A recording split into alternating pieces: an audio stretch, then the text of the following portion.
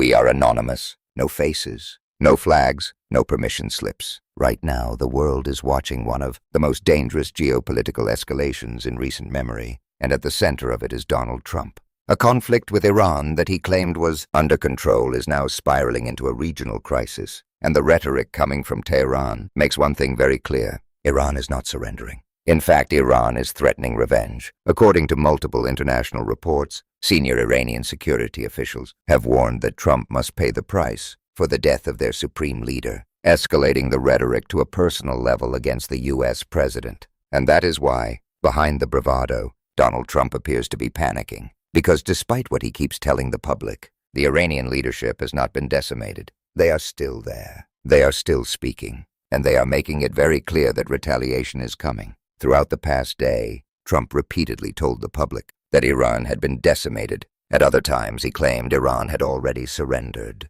Then, in the very next breath, he said Iran needs to surrender. When reporters tried to understand what he meant, Trump offered a bizarre explanation. According to him, Iran simply needs to cry uncle.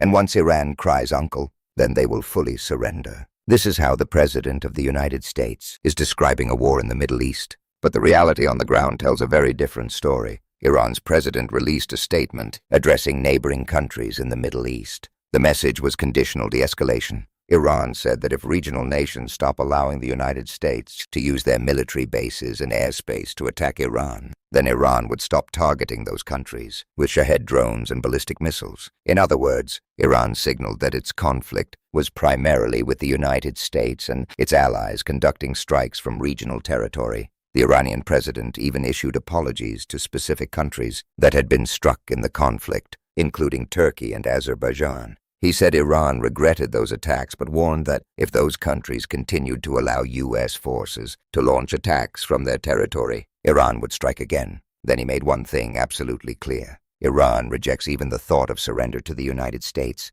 And somehow Donald Trump took that statement and told the American public it meant Iran had surrendered. That is the level of narrative distortion happening right now. Iran's foreign minister quickly responded, clarifying the situation. He explained that Iran had expressed openness to de-escalation within the region, but only if neighboring airspace and territory were not used to attack Iranian civilians. But according to him, that gesture was immediately destroyed by Trump's misinterpretation of Iran's intentions and capabilities. The foreign minister issued a direct warning. If Trump seeks escalation, he said, then escalation is exactly what Iran's armed forces are prepared for. He also placed responsibility squarely on the United States government for any further intensification of the conflict. Then he addressed the cost of this war. He said Trump's week-long military adventure had already cost the U.S. military hundreds of billions of dollars and the lives of American soldiers. And when global markets reopen, he warned that the financial burden will eventually fall on ordinary Americans through higher energy prices and economic instability.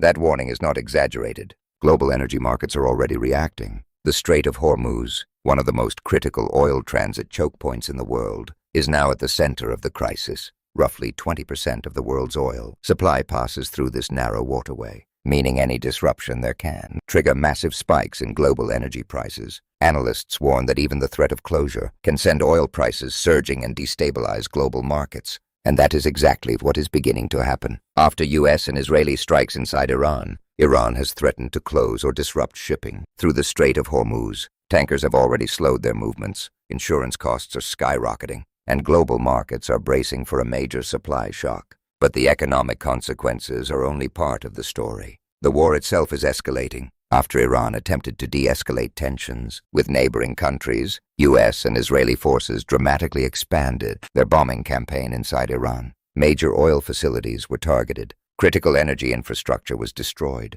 Massive refineries supplying over half of Iran's energy production were struck. Footage from the strike shows massive explosions lighting up the sky above Tehran's oil depots. Entire storage facilities erupted into flames, with burning oil spilling into streets and drainage systems, creating what witnesses described as rivers of fire flowing through parts of the city. These images look like something out of a dystopian nightmare, but they are real, and the consequences are profound. Because bombing civilian infrastructure rarely weakens a government. Instead, it strengthens it. Even many Iranians who previously opposed the Islamic Republic are now rallying behind their country against the United States and Israel. Trump's strategy appears to be producing the exact opposite effect he claimed it would. Instead of destabilizing Iran's leadership, it is creating unprecedented unity within the country.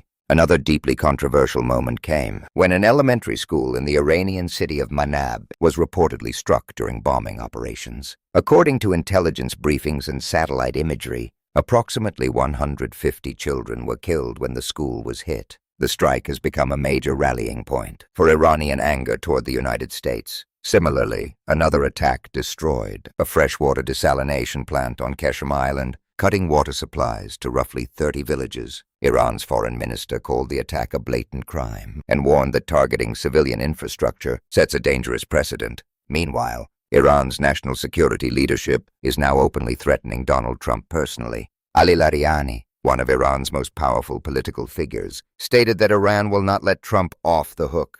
He said Trump must pay the price. Larijani accused the United States of killing Iran's leader and thousands of civilians and vowed retaliation. In a televised interview, Larijani explained that the United States believed it could strike Iran quickly, assassinate leadership figures, and destabilize the country. But according to him, that strategy failed. Iran's leadership structure remained intact. The country did not collapse. And now Larijani says the United States is stuck. He warned that Iran will not forget what happened and will not stop until it retaliates. At the same time, the conflict is spreading across the region. Iranian strikes have reportedly targeted infrastructure near Dubai and Kuwait.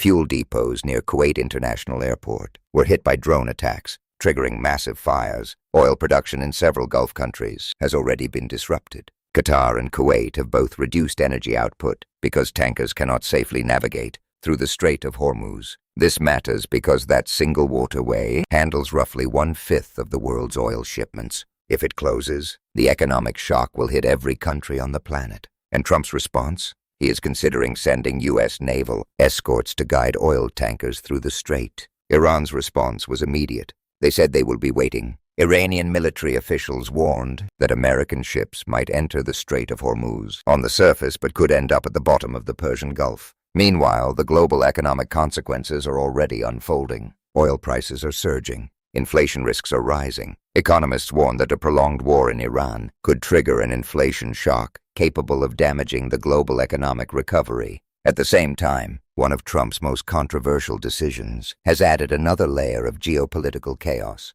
The administration removed sanctions on Russian oil exports, allowing Russia to dump large quantities of crude onto global markets. The theory was that increased supply would lower prices. Instead, it handed Vladimir Putin a massive financial windfall. Those profits will likely fund Russia's ongoing war in Ukraine. So while the United States asks Ukraine for help intercepting Iranian drones, it is simultaneously enriching the government attacking Ukraine. That is the geopolitical contradiction unfolding right now. Inside the Middle East, the consequences are even more explosive. Sectarian tensions that had been barely contained are re-emerging. Shiite groups, Sunni factions, Kurdish forces, and regional governments are all being pulled back toward confrontation. In Iraq, members of parliament have already begun chanting anti-American slogans during sessions. Across the Gulf states, leaders are panicking. Countries like Qatar, the United Arab Emirates, and Kuwait spent decades building an image of stability and safety to attract tourism and international investment. Cities like Doha, Dubai, and Abu Dhabi were marketed as modern global hubs. Now missile strikes and drone attacks are landing within the region. The image of safety is collapsing. Even the Emir of Qatar warned that the escalating conflict could have severe consequences for international security and peace. And the truth is simple. Donald Trump promised strength. He promised stability. He promised he would end endless wars. Instead, he launched one. He told the public Iran had surrendered while Iranian officials were openly threatening retaliation. He believed he could strike quickly, declare victory, and walk away. Instead, he has ignited a conflict that is spreading across the Middle East, destabilizing global energy markets and pushing the world closer to a regional war. This is what happens when geopolitical strategy is replaced by ego, impulsive decision-making, and propaganda. And the consequences are only beginning. We believe the public deserves to know the truth. If you believe leaders must be held accountable for the wars they start, share this information, stay informed, and make your voice heard. Because when powerful men gamble with war, it is ordinary people who pay the price. We are anonymous. We are legion. Expect us.